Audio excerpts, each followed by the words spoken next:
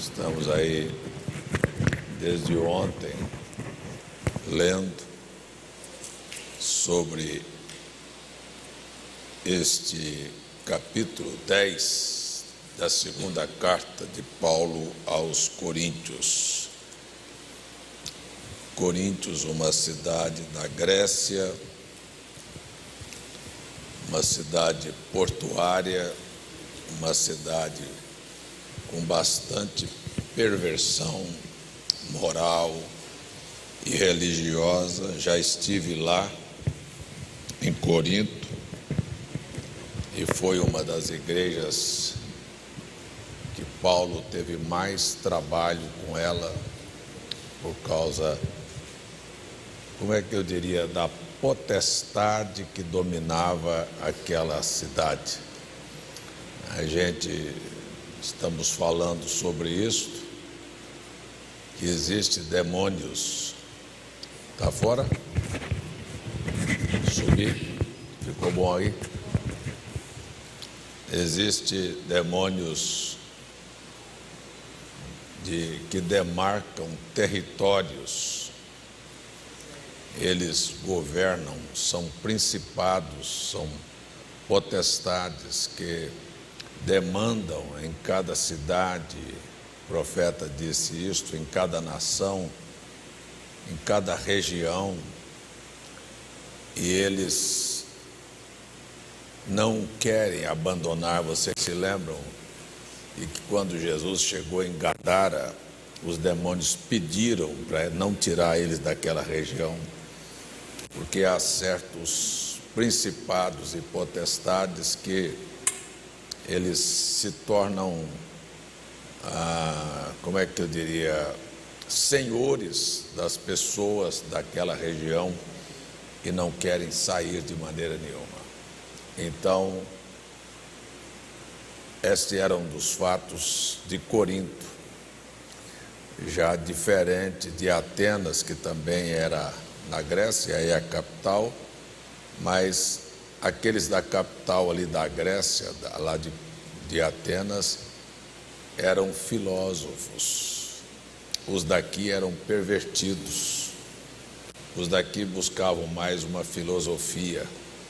E é assim que você consegue perceber a diferença de cada cidade, de cada estado, porque há sempre um principado ali, mas a grande verdade é que Deus também tem poderes especiais na vida de pessoas que estão e descobrem que eles não somente se libertam daqueles principados, mas impede o avanço deles, a operação deles, barra aquela operação. Vamos ler na segunda carta de Paulo aos Coríntios, capítulo 10, onde Paulo se expressa no verso 4, dizendo: porque as armas da nossa milícia não são carnais, mas sim poderosas em Deus para destruição de fortalezas. Então, eram verdadeiras fortalezas edificadas em regiões que precisam de armas espirituais para destruí-las. Verso 5, destruindo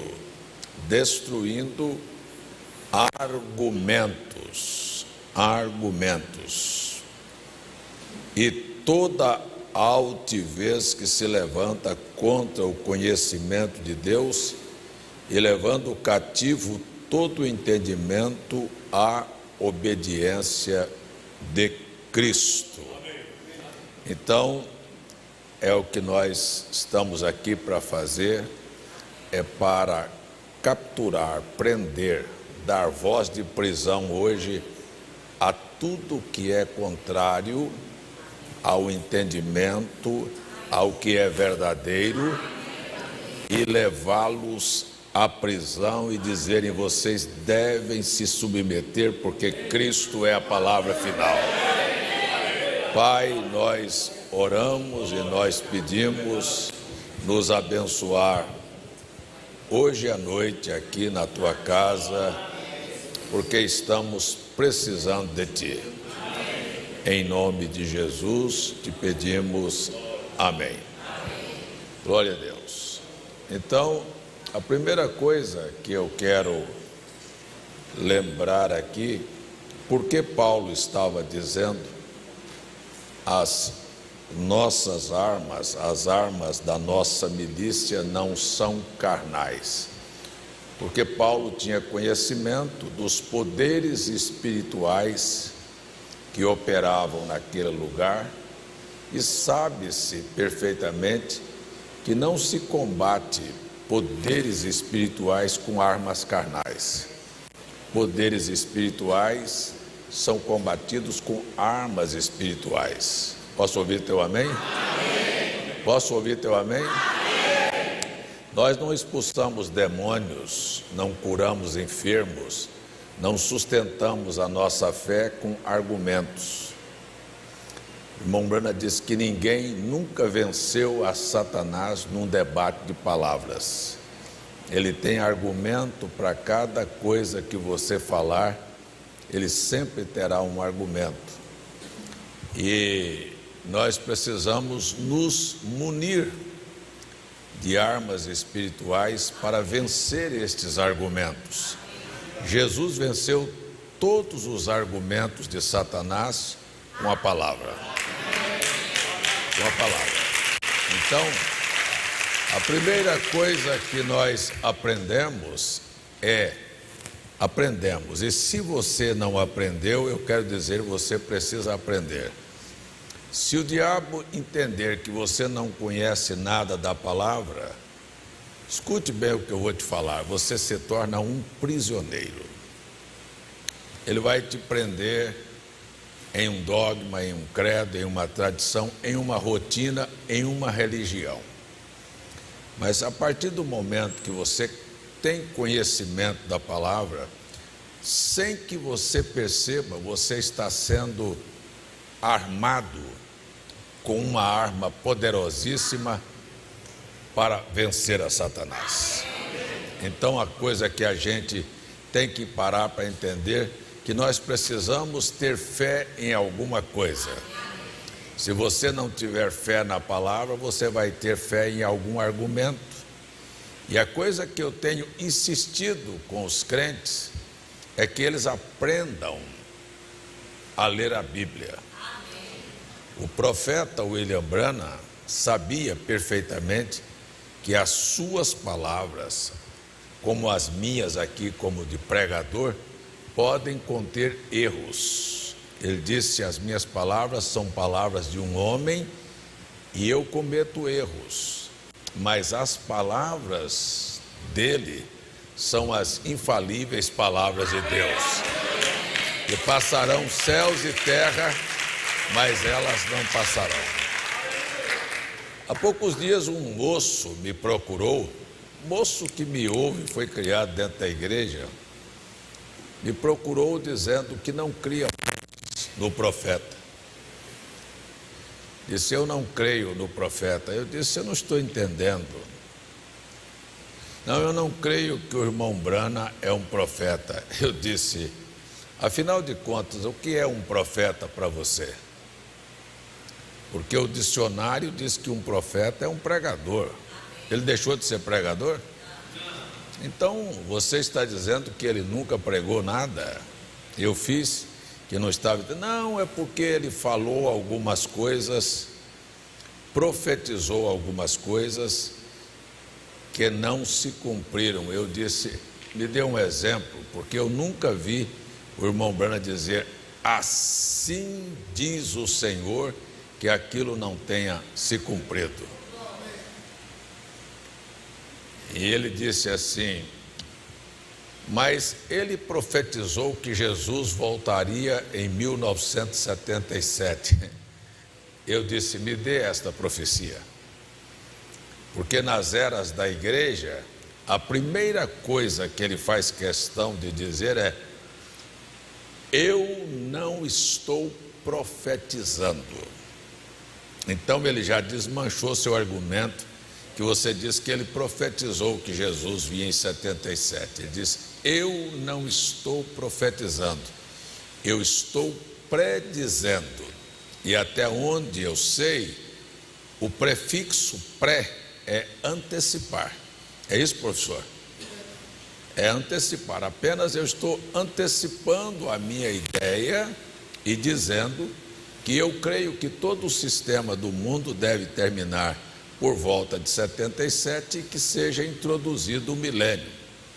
Mas ele disse: eu não estou profetizando, eu estou predizendo.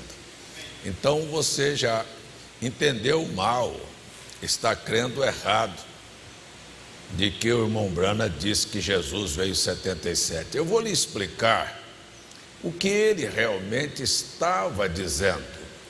Aqui estava o ano 1933 e aqui está um garoto de 24 anos.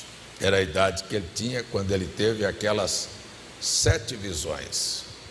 Então, ele vê a primeira visão com Hitler arrastando o mundo para a Segunda Guerra, com Stalin e Mussolini formando o nazismo, o fascismo, o comunismo. Ele vê aquele fascista sendo morto lá na Etiópia.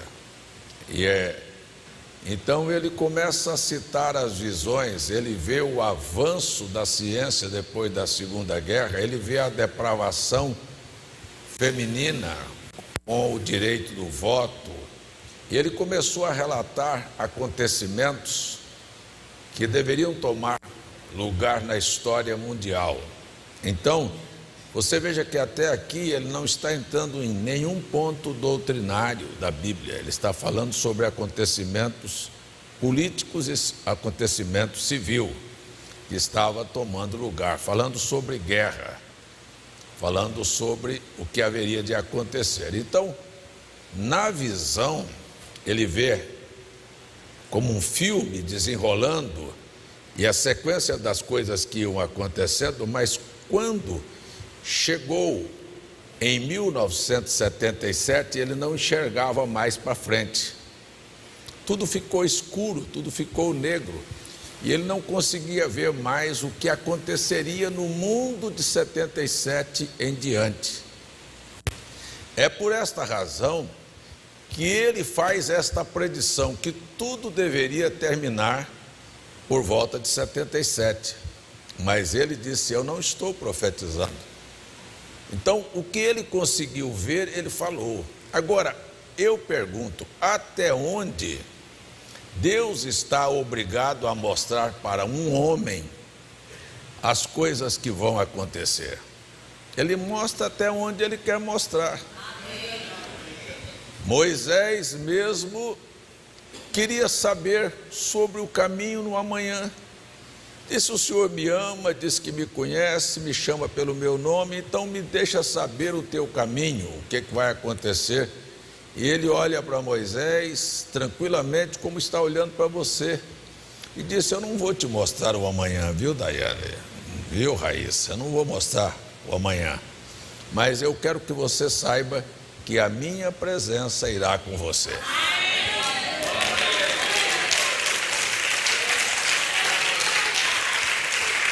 E isto é o suficiente. Então, se você não conhecer a Bíblia, até um ponto doutrinário desse te envolve. Por que te envolve? Porque você acaba sendo vencido pelos argumentos. E você precisa de estar armado com a palavra para destruir argumentos. Eu quero ser bem pessoal, assim. Você entende por que existem muitos pontos doutrinários hoje dentro da mensagem e muita tonteria, inclusive a respeito do próprio profeta, que fizeram uma bolha, colocaram ele dentro e ele se torna o infalível, quase como o Salvador. Alguém chegou a batizar no nome dele, sabe, crendo que ele era o próprio Cristo. Essas coisas que fizeram, fanatizaram o homem. Não.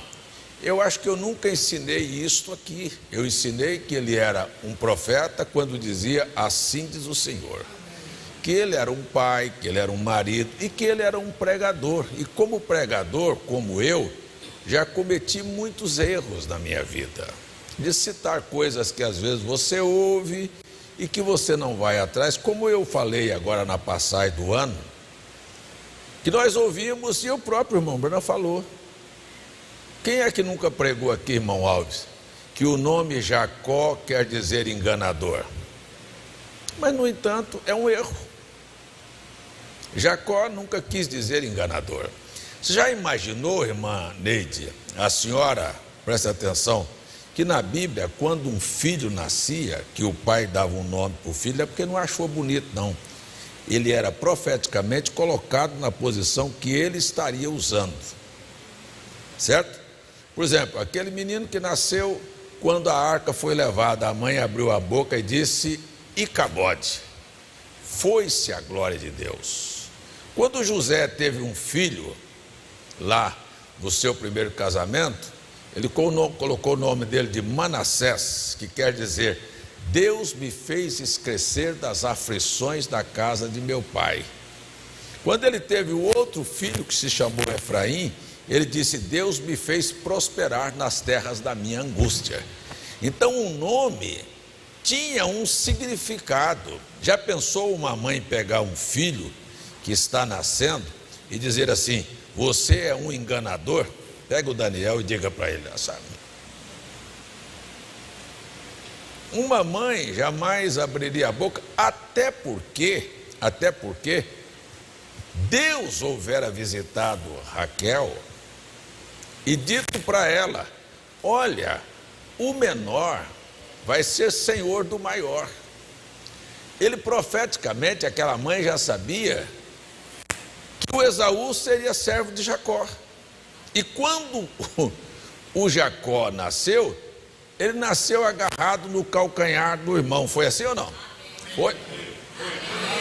Foi assim ou não foi? Foi. Ele nasceu agarrado no calcanhar do irmão. E no hebraico, Yaakov, que é Jacó para nós, é uma palavra derivada de Akev, que quer dizer calcanhar. É por isso que a mãe o chamou de Yaakov. Que ele estava agarrado no calcanhar do irmão, dizendo, e a mãe abriu a boca e disse, podia ter chamado assim, o calcanhar. Não, ela chamou de Jacó, ou Yaakov, porque ela sabia que ele nasceu para passar o irmão dele para trás e ele ser o primeiro, não ser o primogênito, porque Deus já havia dito para ela que ele seria senhor do seu irmão. Estão entendendo? Então assim, a gente como pregador comete muitos erros. Você não tem uma informação e diz uma coisa. Esta é uma das razões que eu, com 54 anos dentro da mensagem, há muito tempo entendi que o irmão Brana falava uma coisa aqui e daqui um pouco ele vinha e mudava aquele assunto. Eu vou dar um exemplo. Houve um tempo que ele pregou que o batismo com o Espírito Santo era o amor. Houve um tempo que ele pregou, não é o amor, é o novo nascimento. Houve um tempo que ele pregou, até que chegou ao pleno conhecimento, que na verdade o verdadeiro batismo do Espírito Santo é uma fé genuína na palavra. É onde você se estabelece, porque este é o princípio de uma arma espiritual. Então, até que ele chegasse àquele ponto, agora eu venho aqui, pego uma literatura em que ele diz que é o amor, e eu venho aqui e leio para vocês.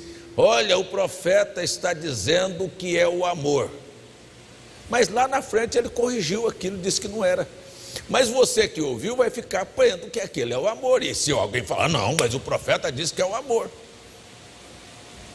Essa é a razão porque eu não leio. Eu tenho que primeiro entender e conhecer e filtrar para quando eu ensinar a você, eu sei o que eu estou falando e mesmo assim eu ainda posso cometer erros. Vocês estão me entendendo? Então essa é a razão porque eu não venho aqui no púlpito ler mensagens, porque eu sei lá o que vai acontecer depois. E eu tenho que ficar para frente e para trás, dando marcha ré e botando primeira para poder consertar o que eu falei ontem aqui. Então uma coisa a gente vai aprendendo, e isto é uma arma para que você possa aprender a derrubar argumentos. Por que tem gente crendo na ressurreição? Porque não conhece Bíblia. Não, eu vou pregar aqui, o William Branham vai ressuscitar isoladamente, e me pergunta assim, então me dê uma escritura, cadê? Eu só tenho uma maneira de fazê-lo, é vencer este argumento dizendo assim, não, a minha Bíblia diz que os santos ressuscitarão, não é os, ressuscitarão primeiro, e nós, os que ficarmos vivos, seremos transformados e subiremos a encontrar o Senhor nos ares. Você derruba o argumento, porque entrar numa doutrina errada é simples, existem portas abertas para todos os momentos você entrar. Agora, sair é que é o grande problema. Então a gente, para vencer argumentos, precisa de uma coisa. Eu estou falando aqui sobre armas espirituais que não são carnais, e a primeira coisa delas é fundamental, é ter conhecimento daquilo que você crê. Olha a expressão de Paulo, eu sei o que tenho crido, eu sei o que tenho crido, e eu estou certo que é poderoso para guardar o meu tesouro até o dia final. Mas quando eu não sei o que eu creio, Paulo disse, qualquer vento de doutrina me leva. E ventos de doutrinas, você pode pensar que não, mas são espíritos religiosos, enganadores, que se escondem atrás da verdade. Vou falar uma coisa meio pesada, mas é a verdade. Porque a Bíblia, o próprio Paulo diz, porque é mister que o próprio Satanás se transfigure em anjo de luz. O que é anjo de luz? De pregador. Anjo é mensageiro, diabo não prega. Diabo não chega aqui para pregar para você. Ele tem que usar a instrumentalidade de um anjo, que é anjo de luz, ou seja, mensageiros que propagam a luz, mas são travestidos, são demônios. Espíritos sedutores, espíritos enganadores. Então, para combater estas coisas, há uma coisa que nós precisamos fundamentar a nossa fé, que é uma fé na palavra. Não saia da palavra, permaneça na palavra. Olha só, não interprete a palavra, não desloque a palavra. São coisas que são fundamentais, que você não pode nunca esquecer, porque você só tem uma coisa, como você fazer o diabo cantar os freios e dar voz de prisão para ele, é dizer, para lá, Satanás, aqui não. Desfazer argumentos, na linguagem de Paulo, destruindo argumentos e levando a toda a altivez que se parece, sabe, que se propaga como dono absoluto da verdade, com o conhecimento, porque é assim, irmão Dimas, todos estes grupos que se levantam, aparece um pregador, um missionário, um anjo de luz, e tem uma luz nova da mensagem, e uma luz nova para uma interpretação nova, um novo conhecimento. Mas você sabe o que é? Então, se você não está preparado para dizer, espera um pouquinho, isto aí não é o que está escrito. É simples, às vezes alguém vem e diz, mas e aquela visão da tenda? Que para muitos nunca se cumpriu. E o que o irmão Branham disse, eu não sei se cumpriu ou não. E a visão da tenda? É muito simples sair dessas coisas. Qual é a visão da tenda? Ah, aquela visão da tenda? Ah, eu sei. Faça o seguinte, me dê o capítulo e o versículo da Bíblia que está falando sobre a visão da tenda, para que eu possa fundamentar a minha fé ali. Não tem o quê? Tem uma visão do profeta que ele disse que é simbólica, eu não sei o que significa. Como é que você quer me fazer crer numa coisa que nem o profeta que recebeu a visão sabia o que era?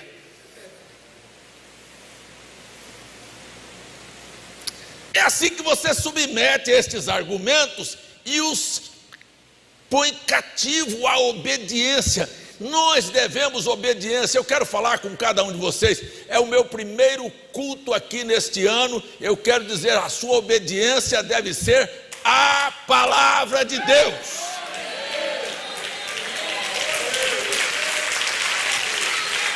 Nunca ensinei outra coisa. O William Branham nunca ensinou outra coisa. Ele nunca disse: creia em mim, leia as minhas mensagens. Você sabe o que ele ensinou? Ele ensinou assim, ó: se você é cristão, leia a sua Bíblia todos os dias e ore. Foi ou não foi? É a única maneira que você tem para se aprofundar no amor de Deus. Mas vocês não ficam com raiva, não? Tem muito crente aqui que passa meses, semanas sem pegar na Bíblia para ler. Qual é a tua fé? Mas eu ainda vou mais. Tem muitos crentes que nem orar oram. Porque, gente, orar é manter uma relação íntima com Deus. É ter um tempo de comunhão com Deus. É a alma encontrar com o Criador e sentir que realmente ela foi abençoada. Isso é oração. Mas ajoelhar lá e fazer de conta e dizer umas 2 ou 3 palavras repetidas, decoradas, aquilo nunca foi oração. Deixa Deus orar através de você. Que coisa maravilhosa. Que coisa maravilhosa é quando você se põe na presença de Deus e daqui um pouquinho as coisas começam a fluir na sua boca, coisas que você não está pensando, coisas que você não está meditando, mas desce ali, desce um irmão, desce uma irmã, desce um problema, vem outro, vem uma coisa, daqui um pouquinho você está orando, intercedeu, orou, daqui um pouquinho a sua alma é edificada. Ei, eu estou dizendo, leia a sua Bíblia, não é ler um versículo, não, é ler a palavra e orar todos os dias.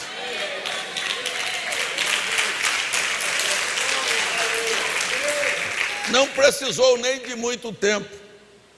Aquele moço que veio dizer que não cria, que o irmão Branham era profeta, o pai dele acabou com o assunto em 2 palavras. Chegou para o filho e disse: meu filho, quer dizer que você não crê mais no irmão Branham? Porque, sabe por quê?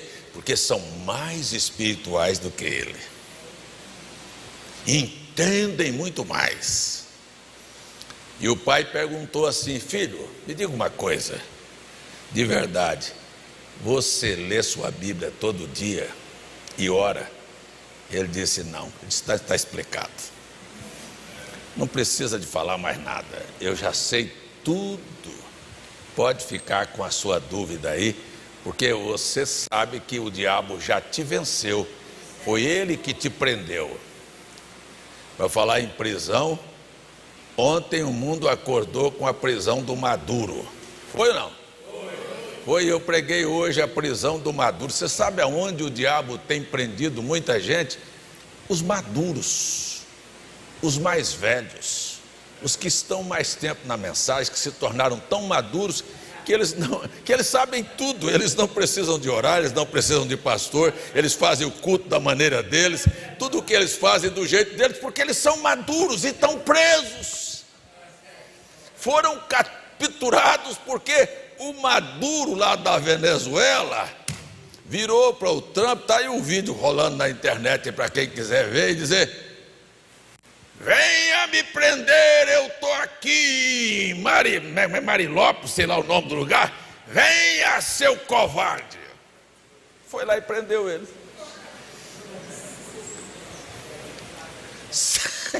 Simples assim.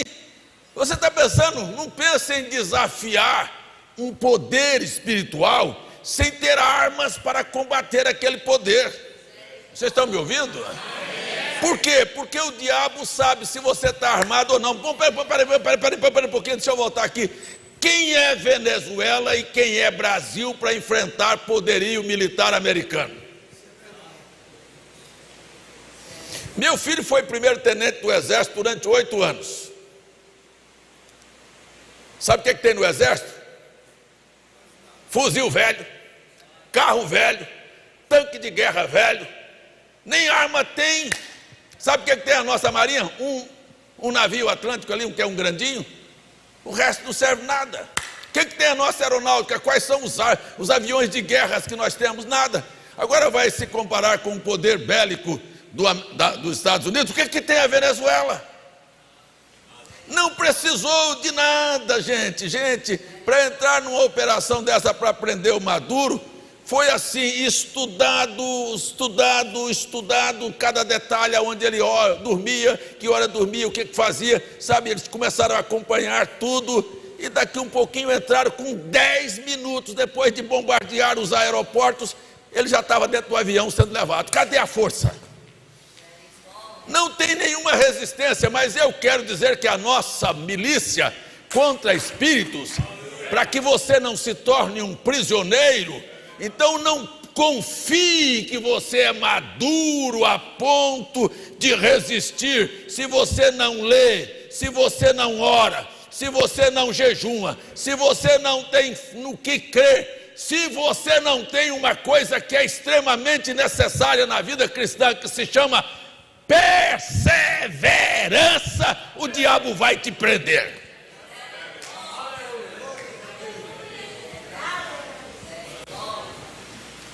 As armas espirituais são estas.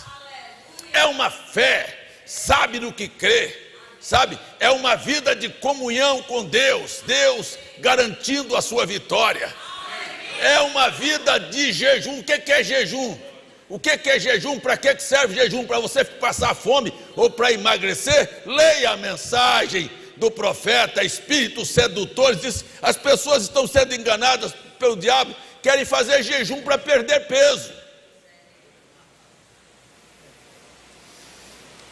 Ele disse, não, jejum é uma forma de humilhação da sua carne. Você tira o homem de cena e Deus toma o primeiro lugar na sua vida. Jejum não é o que nós fomos ensinados pelo mundo pentecostal. Olha, eu vou fazer um jejum para Deus resolver esse problema. Você não está fazendo uma barganha com Deus. Você jejuma para tirar você de cena, para sair de cena, para mostrar que a sua arma não é carnal, a sua carne fica de lado, mas você abre poder. E isto que diz o irmão Branham, esta é a minha vitória. Quando eu tiro o William Branham de cena, ele pode vir e fazer o que ele quer fazer. Então, quando você realmente jejuma, você humilha a ponto de dizer, homem nenhum é coisa nenhuma, e eu não estou confiado na minha habilidade, nem na minha força, porque esta é uma das maiores desgraças que pode acontecer na vida de uma pessoa, ela aprender a confiar em si. Ela é dotada de um espírito orgulhoso, prepotente, arrogante, de dizer, eu trabalhei, eu consegui, eu lutei, eu tenho, eu fiz. Sabe de uma coisa? A minha Bíblia diz que você pode levantar de madrugada, comer pão de dores e fazer, mas se o Senhor não edificar a casa, você trabalha sem nenhum valor. Se Ele não te guardar, você vai ser preso. Você pode dizer amém, é a palavra.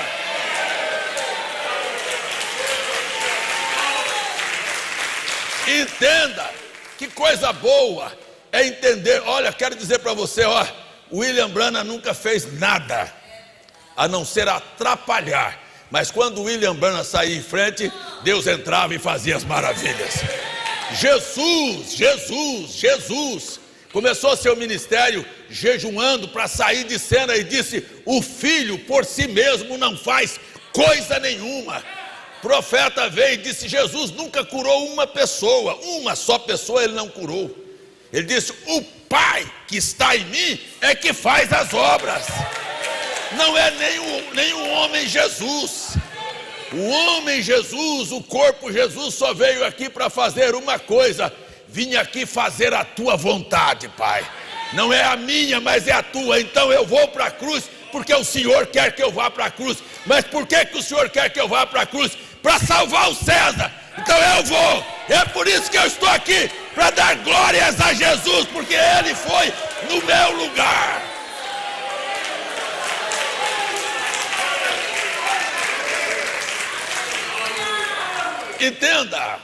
Entenda que nós estamos lutando contra poderes espirituais. Eu quero dizer para você que todos os poderes do inferno estão voltados contra o mundo para situações, por isso que são diversas, que a gente tem que entender o que é potestade. Se ele abençoa, se as pessoas conseguem um padrão de vida financeiro, que acham que a força delas, a capacidade, a mão delas conquistaram, elas não querem Deus na vida dela. Este é um diabo enganando as pessoas. Lembra da Bíblia, quando Deus trouxe Israel do Egito para a terra de Canaã, a primeira coisa que ele advertiu foi: olha, quando vocês entrarem e possuírem casas, e tiverem gados, e construírem, não diga a minha mão e o meu braço conquistou, diga o Senhor é que fez. Mas há demônios que prosperam, deixa as pessoas prosperarem e elas pensarem que elas são inteligentes e capazes e que conquistaram aquilo. Esses são principados que prendem as pessoas. Mas se você fundamentar sua fé na Bíblia, você pode ter o dinheiro do mundo todinho. Você vai dar glória a Deus porque Ele te deu, e você nunca será servo do dinheiro. Muito pelo contrário, o dinheiro vai servir a você.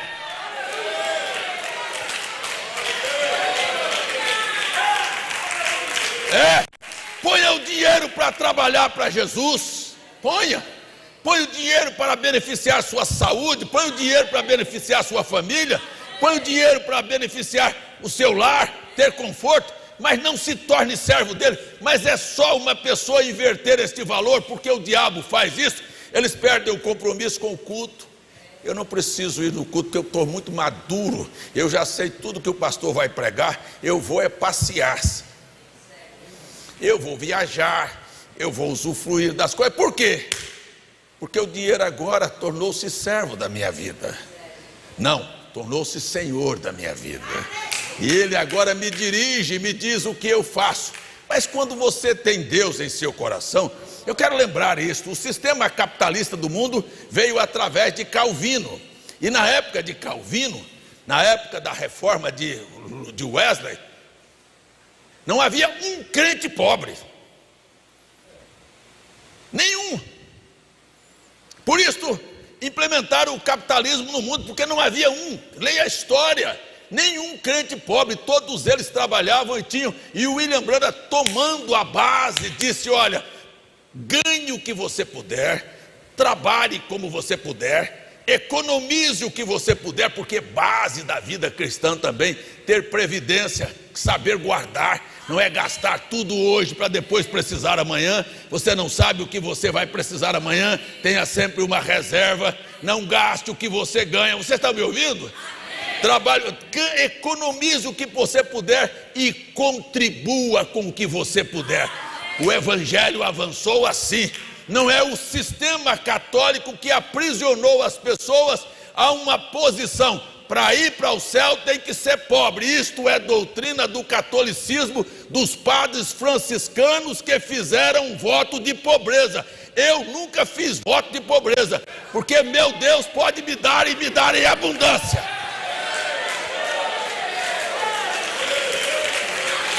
E vou dizer uma coisa, tempos difíceis aconteceram na vida de todos nós.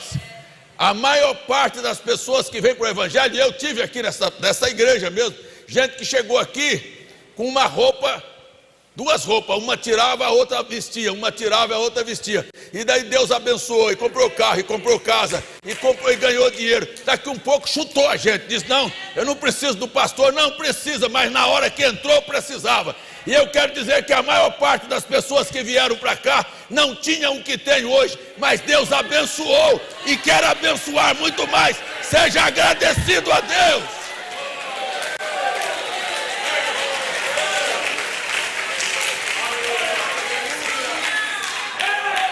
Louvado seja o nome do Senhor. Então eu quero falar que estas forças espirituais trabalham de maneiras diferenciadas, sabe? Vem para um lado, prende numa coisa, vai para o outro, prende numa coisa, ou prende no dinheiro, ou prende com uma doutrina errada, ou prende com um legalismo que se torna tão santo que vira um fariseu, e que todo mundo é semente da serpente. E eu falei hoje de manhã, sabe, na verdade, todos nós precisamos de entender isto, que com a mistura de Gênesis 6, todo mundo herdou da serpente um pedaço. Uns ódio, outros rancor, outros violência, outros adultério, outros mentira, outros mau caráter, outros nervosos. Isso não herdamos de Deus, isso é a herança da serpente. Mas quando William Branham disse que quando Jesus chegou e pregou que a sua primeira doutrina foi necessário vos nascer de novo, Deus tem um processo de arrancar a semente da serpente e dar a você e tornar você a ser participante da natureza divina.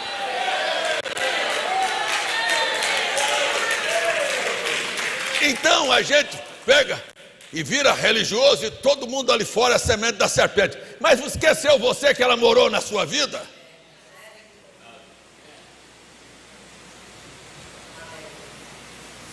Que ela foi agregada à sua existência? E eu ainda vou um pouquinho mais. E aqueles que não experimentaram isso, que estão aqui, continuam com essa velha natureza agregada na sua vida até hoje. E aí você tem um irmão contra o outro, porque é o Espírito Santo. Aí você tem adultério, não é o Espírito Santo. Aí você tem irmãs cortando cabelo, é o Espírito Santo. Aí você tem irmãos vestindo, não é Espírito Santo, não é Espírito Santo não, isso é semente da serpente que fica correndo aqui. E o profeta de Deus disse que elas estariam aqui, e o irmão Branham quis matar e dizer, não, eu acabo com ela. E Deus falou, não acaba nunca, ela vai para o lodo, ela vai para o lago, ela entra na igreja, ela vai ficar até o final.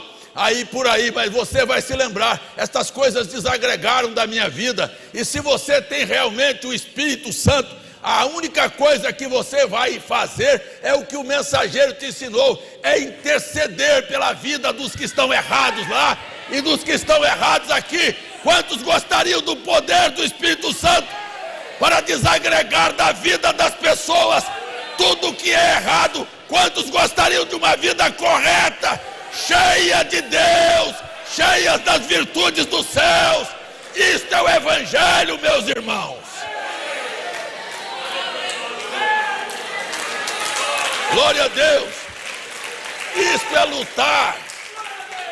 Isto é lutar com armas espirituais, sabe, que acaba com argumentos. É simples. Quer acabar com o argumento? Fundamente-se na palavra. Quando o diabo usar a boca de um irmão para chegar perto de você e disser, eu não gosto do irmão Ricardo, disse o pastor, e a Bíblia já me avisou que você viria, já me avisou que eu não devo fazer parte disso. Você olha para ele e diz, por que você não vai orar por ele? Acabou, você simplesmente tem armas para derrotar.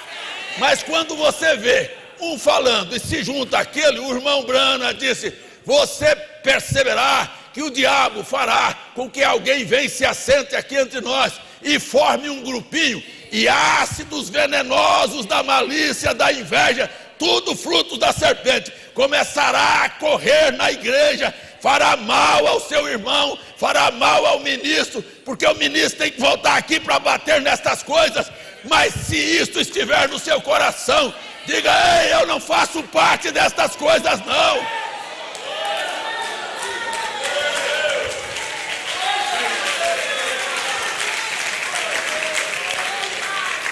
Esta é a palavra. Nós não temos que nos deixar vencer por argumentos. Mas eu vi ali uma coisa que eu não estou de acordo. E quem foi que te perguntou?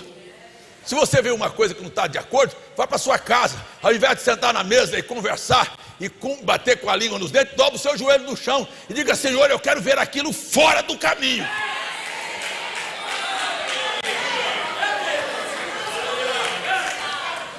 Sabe o que você faz? Sem perceber, você dá uma carteirada na cara daquele argumento e prende ele. Nós estamos precisando entender a autoridade que nós temos na palavra de prender demônios e não deixar ele trabalhar nem em nenhuma área da sua vida, nem na sua vida financeira, nem na sua vida emocional, nem na sua vida entre irmãos, em nada, nem na sua fé. Ei, mantenha-se firme, Você sabe, Deus te deu autoridade e poder para fazer estas coisas serem aprisionadas e obedecerem a Jesus Cristo.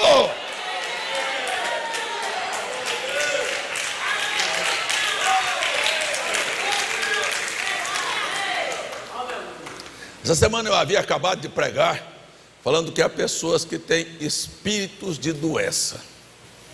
Você chega perto delas e diz: como vai, irmão? Estou sentindo uma dor aqui, na coluna, nas pernas. Mas eu discuto, irmão, mas o resto do seu corpo não está bom, não? Você só sabe mostrar o que está ruim? Mostra o que está bom. Mas tem espírito de doença. Sabe aonde esses espíritos trabalham? No seu homem interior. Antes de atingir o seu corpo, ele atinge a sua alma. Você se torna prisioneiro daquilo. E aquilo que você fala é aquilo que você é. Mas quando você tem o Espírito de Deus dentro de você, ainda que esteja sofrendo, como vão as coisas? Vai tudo bem.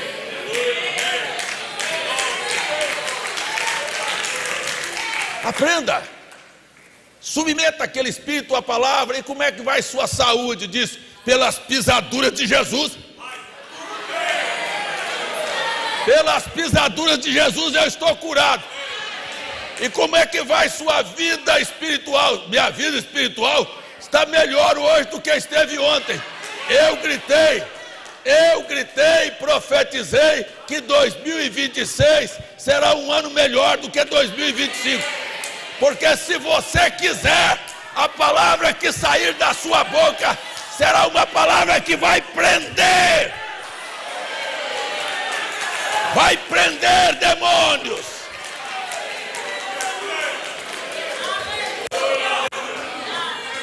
Como é que eu vou pregar diferente? Eu tenho um ano com 365 dias. E eu tenho o versículo 24 do Salmo 118, diz: este dia o Senhor fez para ser alegre. O William Branham diz: todos os dias que Deus faz, ao nascer do sol, ele já está abençoado. –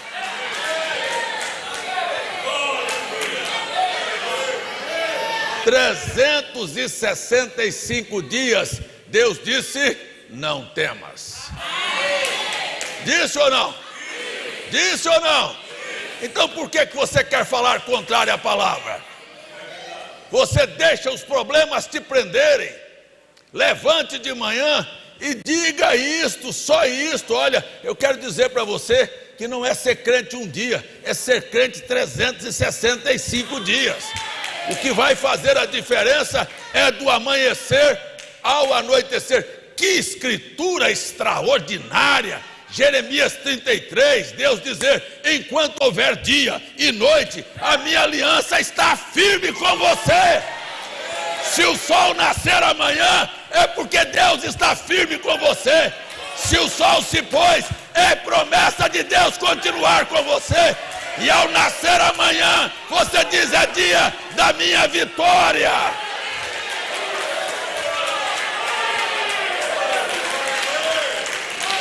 Você vai de fé em fé, dia após dia, de glória em glória, dia após dia. Termina o dia, graças a Deus. E os problemas, graças a Deus. E não veio a promessa. Quem foi que disse que não teve a promessa? Tudo está num processo. Por isso eu disse: se você não tiver fé, não tiver oração, não conhecer a palavra, não tiver uma vida de jejum, você vai ter vencido. E se você não tiver uma coisa que se chama perseverança, não veio hoje, estou esperando amanhã. Não veio hoje, estou esperando amanhã. Não veio hoje, estou esperando amanhã. Eu estou esperando Jesus Cristo aqui por muitos anos na minha vida.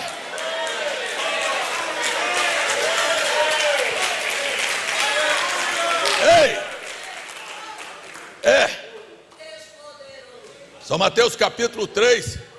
E naqueles dias apareceu João Batista no deserto da Judéia, pregando arrependimento. O que é arrependimento? Mudança de mente. Todos eles eram religiosos, mas precisavam de mudar a mentalidade.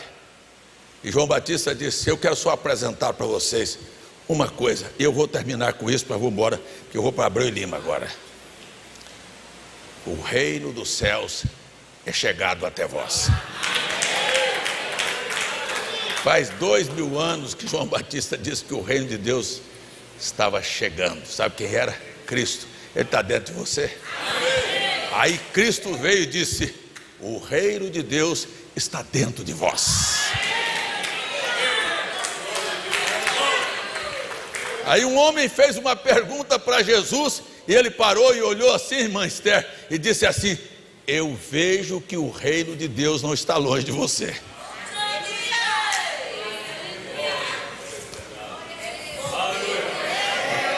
Pelo que você está me perguntando, eu sei que você está com sede de céu, de arrebatamento, de fim de dor, de pobreza, de miséria, de sofrimento. Eu vejo que o reino dos céus não está longe desta igreja. Estamos aqui esperando algo sobrenatural. Meus irmãos, eu sei que ele virá. Na carta aos Hebreus, Paulo disse, na carta aos Hebreus, capítulo 12, 13, ele disse assim: eu sei que você precisa de ter paciência para, depois de ter feito a vontade de Deus, alcançar a promessa. E aí ele diz uma coisa, e eu termino agora: e ainda por um pouquinho de tempo, o que há de vir virá, e não tardará. Mantenha a sua fé firme. Olha, escute bem o que eu vou dizer. 54 anos nesta mensagem. 54 anos. Eu estou tão crente, mais crente do que quando eu comecei.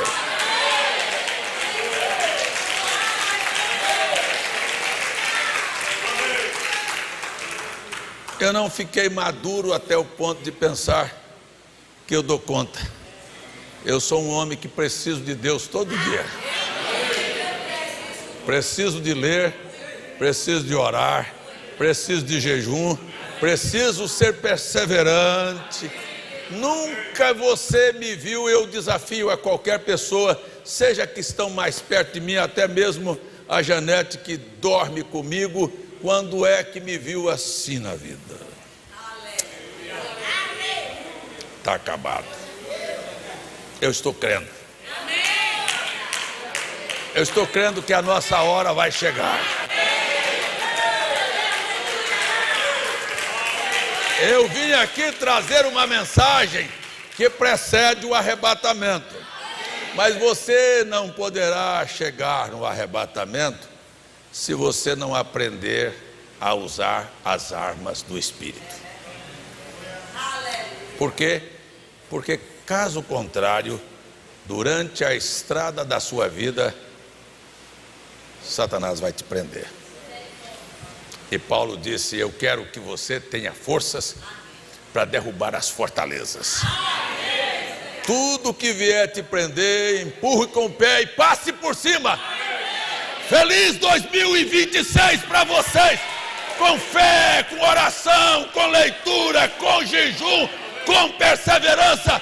Deus te dê saúde, Deus te dê vitória, Deus te dê alegria, Deus te dê gozo, Deus te dê entusiasmo.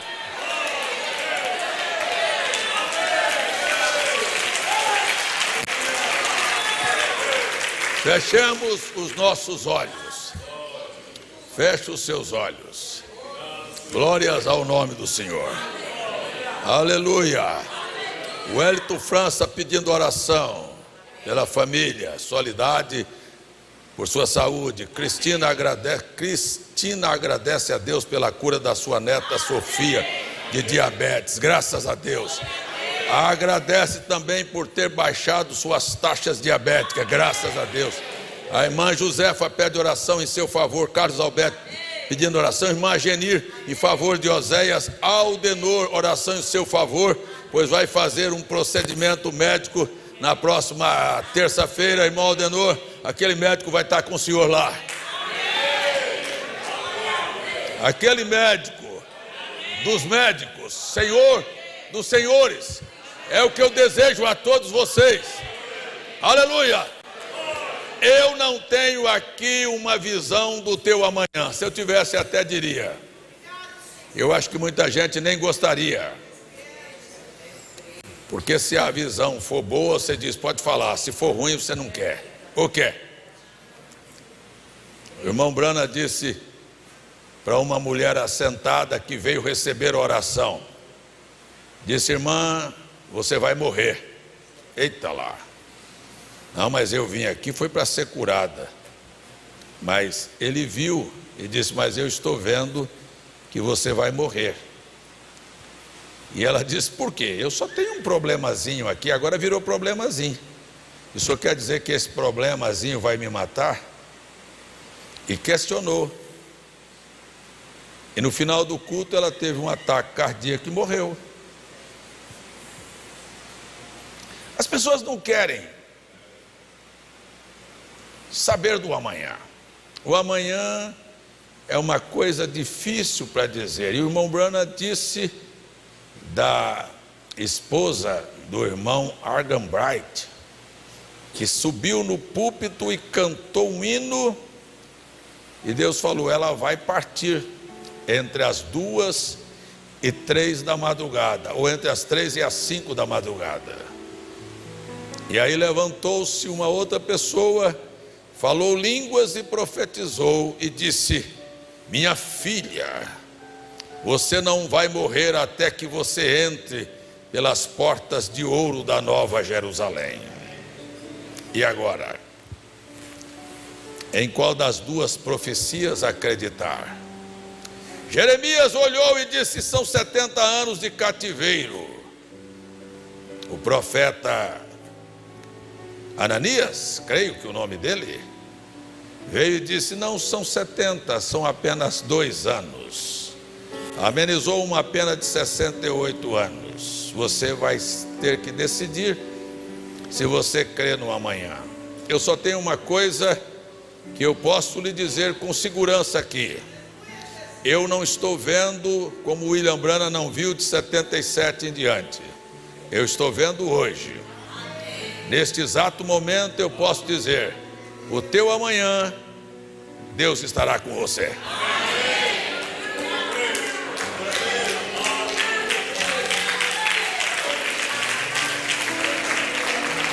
E é bom que você esteja preparado, munido de forças espirituais.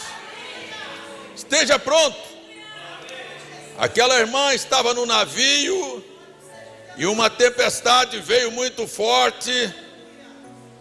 E o piloto disse, nós temos 2 horas de sobrevivência, de petróleo e de força para resistir a essa tempestade. Se não der, o navio vai afundar e todos nós morremos. Mas lá havia uma irmã naquele navio e ela estava tão tranquila, ouviu a mesma notícia que o comandante anunciou a todos, e as pessoas começaram a desesperadamente a orarem a partir daquele momento, e a irmã estava tranquila. E o comandante veio e disse, a senhora não vai orar? Ela disse, eu já orei. Quando eu saí da minha casa, eu saí debaixo de oração. E eu orei. E eu estou tão feliz, porque restam apenas 2 horas para uma decisão final.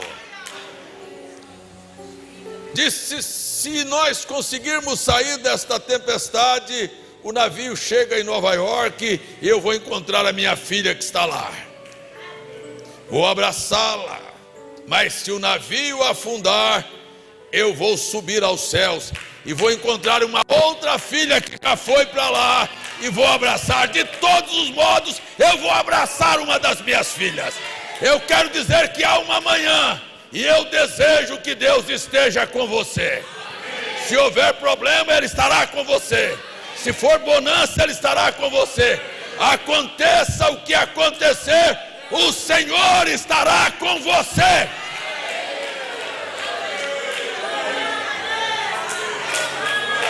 Amém? Será que é importante Deus com você ou não? Aleluia! Aleluia! Tem alguém para dizer: fica comigo, Senhor. É incrível. É incrível a consciência de alguém que se aproxima de Deus. Paulo adoeceu, estava perturbado com uma doença nos olhos. E ele disse: 3 vezes eu orei ao Senhor.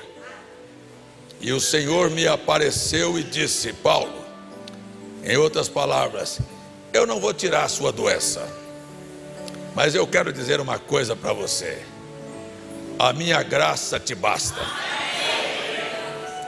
Essa graça basta para você? A minha graça te basta. E complementou: e o meu poder se aperfeiçoa na fraqueza. Aí ele disse: então eu sei estar alegre na fraqueza, porque quando eu estou fraco, eu sei que Ele está comigo e eu sou. Parece que você não teve nem coragem de abrir a boca.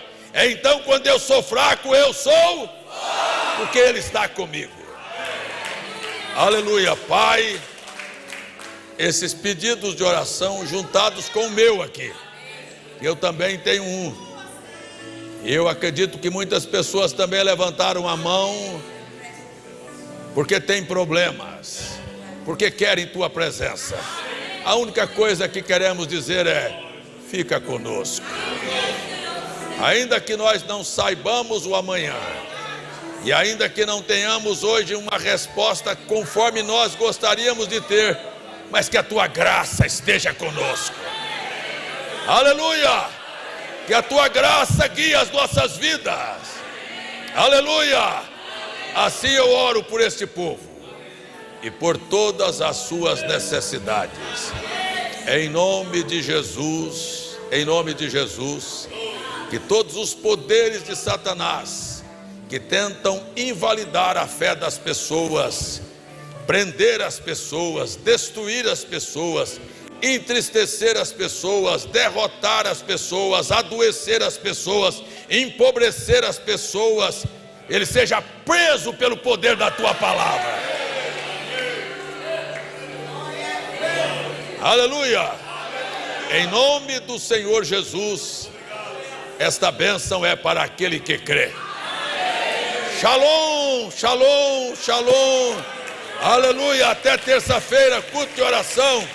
Sexta-feira, glória a Deus. Não fique em casa não, porque há uma coisa que o diabo também ensinou as pessoas terem preguiça de vir à igreja. Não precisa, eu já sei. Deus te abençoe.